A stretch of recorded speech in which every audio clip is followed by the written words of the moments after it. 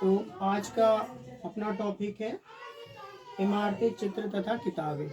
बाकी चैप्टर में पहले पढ़ा चुका हूँ, तो ये आपका रह रहा था, इसको मैं आज क्लियर कर देता हूँ। बहुत अच्छी तरीके से समझ में आ जाएगा, क्योंकि और पॉइंट तो क्लियर है, ये रह रहा है। तो ये लास्ट चैप्टर है, इसको समझा देता हूँ मैं आज। ठीक है, इसमें सबसे पहला पॉइंट है लो स्तंभ। इसको पढ़ाने से पहले मैं आप सबसे ये पूछ लेता हूँ, आप सभी कहीं ना कहीं घूमने गए होंगे, तो घूमने के लिए कुतुब मीनार तो गए होंगे। उसको वहाँ पे क्या क्या देखा होगा? तो कुतुब मीनार कहाँ है? दिल्ली में, महरौली में।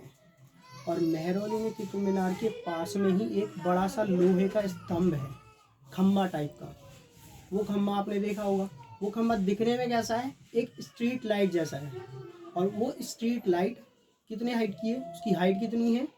उसको ही बोलते हैं हम आयरन पिलर, लो स्तंभ बोलते हैं। जो कुतुब मीनार के पास में स्ट्रीट लाइट जैसे एक खम्बा है, उस खम्बे को ही हम आयरन पिलर बोलते हैं। ठीक है, लो स्तंभ बोलते हैं। उसकी हाइट 7.2 मीटर है। ठीक है, और उसका वजन 3 टन से भी ज़्यादा है। और वो आज से 1500 साल पहले बनाया गया था। ठीक है, और किसने बनाया था ये तो नहीं लिखा है उसमें, लेकिन उसके अभिलेखों से हमें ऐसा पता चलता है। उसमें एक शासक का नाम है चंद्र नामक, और वो शासक गुप्त वंश से संबंधित है, यानी कि गुप्त डेंसिटी से रिलेटेड है। ठीक है, क्लियर है? कहाँ पे है वो? दिल्ली में, महरौली में। महरौली में भी कहाँ? कुतुब मीनार के जस्ट पास में है। उसके परिसर, परिसर मतलब है जो ये कुतुब मीनार का ये वाला एरिया होगा ना, यहाँ पे मान लो कुतुब मीनार है। कुतुब मीनार के जस्ट यहाँ पास में ही यहाँ पे लगा हुआ है वो लोह स्तंभ। क्लियर है? ये उसका पूरा परिसर हो गया। मान लो एक पार्क टाइप का, कि उसके एरिया के अंदर ही है। यहाँ तक समझ में आया? एक बार हम रिपीट करते हैं इसको, लो स्तंभ की बातें, जो इसके मेन फीचर्स हैं, मेन विशेषताएं हैं। जैसे कि उसकी हाइट कितनी है? 7.2 मीटर है।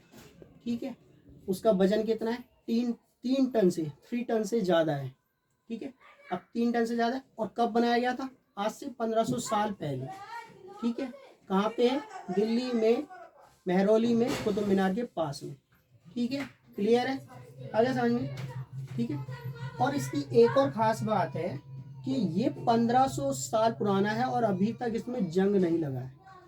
ठीक है, यहाँ तक आगे। अब इसके आगे हम चलते हैं स्तूपा पे। ठीक है, जिसको हम हिंदी में स्तूप बोलते हैं, इंग्लिश में स्तूपा बोलते हैं। अब स्तूपा का एक तरह से शाब्दिक अर्थ है स्तूप का टीला। बचपन में आप सभी ने टीला बनाए होगा, मिट्टी से हम सभी खेले हैं। और वो मिट्टी कुछ हम पैरों से बनाते थे। तो देखो यहाँ पे, देखो मैं बताता हूँ। ये कुछ ऐसा रहता है, हम पैर से खेलते हैं, हमारे पैर ऐसे रहते हैं। ड्राइंग खराब है, देख लेना। ठीक है, हम पैर से ऐसे करके बना देते, फिर पैर निकाल लेते हैं, तो कुछ वो ऐसा दिखता था। ठीक है, कुछ ऐसा दिखता था, यहाँ से पैर निकाल लेते, ऐसे टीला टाइप का बन जाता था। ये टीला समझ लो वही है। ठीक है, ये टीला वही है, और ये टीला ऐसा दिखेगा। तो स्तूप का शाब्दिक अर्थ है टीला। ठीक है, टीला आए समझ में? ये टीला होता है। अब टीले को, इस टीले के अंदर होता क्या है, वो क्वेश्चन सभी के अंदर आता है, सभी के दिमाग में। ये टीला है क्या? ये तो समझ में आया कि मिट्टी का टीला होता था। इसके अंदर एक बॉक्स रखा रहता है, डिब्बा, और उस डिब्बे में वो बुद्ध धर्म से संबंधित है। उस डब्बे में बुद्ध से संबंधित चीज़ें रखी जाती हैं। ठीक है, अब उस चीज़ों में जैसे उसकी हड्डियाँ हो गई, बुद्ध की हड्डियाँ हो गई, उनके इस्तेमाल की हुई चीज़ें हो गई। ठीक है, और उनकी या फिर उनके अनुयायी, मतलब उसको फॉलो करने, बुद्धिज़्म को फॉलो करने वाले लोग, पहले पढ़ाया था बुद्धिज़्म का चैप्टर, उसको याद करो। तो बुद्धिज़्म को फॉलो करने वाले लोग जो थे, उनसे संबंधित चीज़ें होती थी। ठीक है, और उसी को हिंदी में क्या बोलते हैं? धातु मंजूषा बोलते हैं, मेटल बॉक्स। ठीक है, वो उसी को ये मेटल बॉक्स कहते हैं। क्लियर है? टीला क्या है, स्तूप क्या है? एक टीला है। ठीक है, और टीले के अंदर क्या है? एक छोटा सा बॉक्स होता है। छोटा सा क्या, आपके टाइम पे तो बॉक्स होता है। और उस बॉक्स में क्या होता है? बुद्ध से संबंधित चीज़ें होती हैं, जैसे कि उनकी हड्डियाँ हो गई, उनकी उपयोग की हुई चीज़ें हो गई, उनके अनुयायी हो गए, उनके अनुयायी से संबंधित चीज़ें होगी, वो सारी चीज़ें रखी जाती हैं। उसको ही बोलते हैं क्या? Metal box. क्लियर है? अब जो ये स्तूप है, जरूरी नहीं है कि हमेशा ये बहुत बड़ा हो। ठीक है। ये अर्धगोले के टाइप का होता है। सर्कल तो सभी को पता है कि सर्कल कैसा होगा, सर्कल पूरा ऐसा होता है, ठीक है। सर्कल हो गया, इसका आधा कर दो, ठीक है। तो ये बन गया टीला, ये हमारा टीला बन गया, ये टीला बन गया, ठीक है। अब इसी टीले के अंदर बॉक्स रखा रहता था और ये इस आकार का है, समझ लो इसकी कुछ भी हाइट है, मान लो 10 मीटर, किलोमीटर, मीटर, कुछ भी हो सकती है। हर बार इतनी नहीं होती, कभी ये ज़्यादा लंबा होगा, कहीं पे ये छोटा होगा, कहीं पे लंबा होगा, कहीं पे बड़ा होगा, ऐसे का होता था। कहीं पे ये टीला छोटा होगा, कहीं पे बड़ा होगा, कहीं पे लंबा होगा, इस आकार का होता था। क्लियर है। ये है स्तूप की बातें, स्तूपा की बातें। स्तूप क्या है, कैसा है। अगर आपसे पूछा जाता है कि मेटल बॉक्स क्या है, what is a metal box, धातु मंजूषा क्या है, मंजूषा क्या है, क्लियर है। तो वो यहाँ तक आ गया समझ में। अब मेटल बॉक्स ये स्तूप की संरचना क्या है, मेटल बॉक्स बोलने वाला था। तो स्तूप की संरचना कैसे हुई। स्तूप अभी हमने पढ़ा कि स्तूप एक टीला होता था, ठीक है, टीला मिट्टी का टीला था। अब उस टीले को सबसे पहले ऐसे पक्का कर दिया होगा छोटा सा, तो ये पक्का हो गया। अब इसके ऊपर सबसे पहले ईंटें लगाई गई थी, ऐसे करके ईंटें। देखो मैं तुम्हें बताता हूँ, तो ऐसे देखो, ये टीला है, स्तूप है, स्तूप के ऊपर सबसे पहले ऐसे ईंटें लगा दी, ईंटें लगा के पक्का कर दिया, ठीक है। ईंटें ऐसे ऐसे ईंटें लगा दी, छत की ईंटें तो देखी होगी, दीवार बनाते हैं तो उसमें ईंटें लगती है ना, वैसे ईंटें लगा दी। अब ईंटें लगाने के बाद ये पक्का हो गया।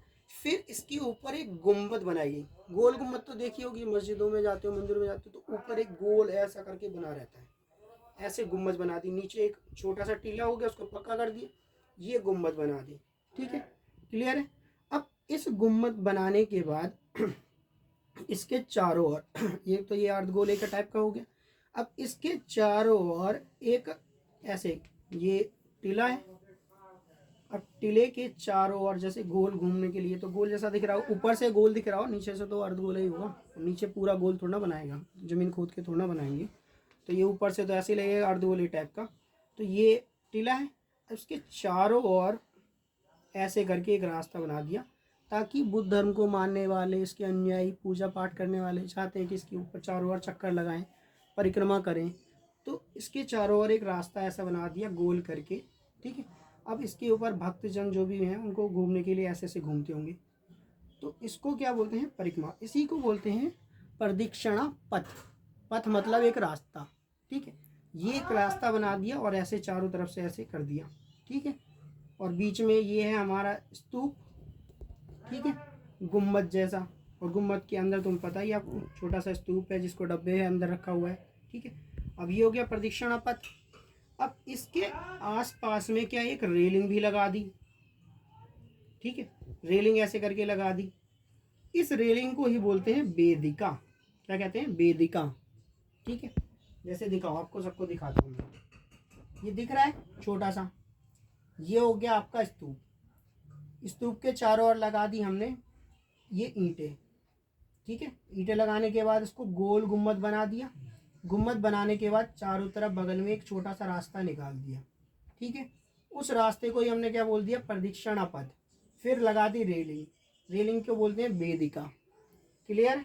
इसमें भी समझा देता हूँ एक बार कि ये स्तूप हो गया, मिट्टी का बना हुआ है, इसमें छोटा सा डिब्बा रखा है जिसको धातु मंजूषा बोलते हैं, ठीक है, मेटल बॉक्स बोलते हैं, ठीक है। ये हो गया। इसके ऊपर इसको पक्का करने के लिए हमने ईंट लगा दी, ईंटों से पक्का कर दिया। फिर इसकी गोल गुम्बद बना दी। गोल गुम्बद बनाने के बाद इसके चारों ओर हमने एक पथ बना दिया, एक रास्ता बना दिया जिसमें भक्तजन चक्कर लगा सकते हैं, परिक्रमा कर सकते हैं। उसको क्या बोलते हैं, प्रदक्षिणा पथ। प्रदक्षिणा पथ के साथ हमने इनकी रेलिंग लगा दी ऐसे करके। ये रेलिंग लगाने के बाद इसको बोलते हैं क्या, वेदिका, क्लियर है। आगे समझ में, आगे चलें। तो स्तूप का शाब्दिक अर्थ क्या है, ठीक है, और उसका कैसे, उसके अंदर क्या रखा जाता है, क्लियर है। यहाँ तक आगे समझ में। इसकी संरचना क्या थी वो भी बता दिए, कैसे बनाया गया, ठीक है। अब इसके आगे हमारा अंतिम पॉइंट इस तरह, मतलब आज के टॉपिक का अंतिम पॉइंट यही है हमारा, मंदिर वाला, टेम्पल। टेम्पल है, ठीक है। टेम्पल मंदिरों में अक्सर आप घूमने भी गए होंगे, ज़्यादातर सभी लोग गए ही हैं घूमने के लिए। तो मंदिर हम दूर से देखते हैं तो दूर से पहचान में आ जाता है कि वहाँ पे मंदिर है, ठीक है।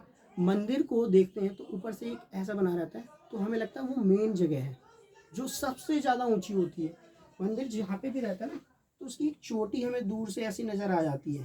तो ये ऐसे करके देखो, ये दिख रहा है, ऐसी चोटी करके हमें नज़र आ जाती है कि हाँ ये मंदिर है, यहाँ से ये दूर से नज़र आता है।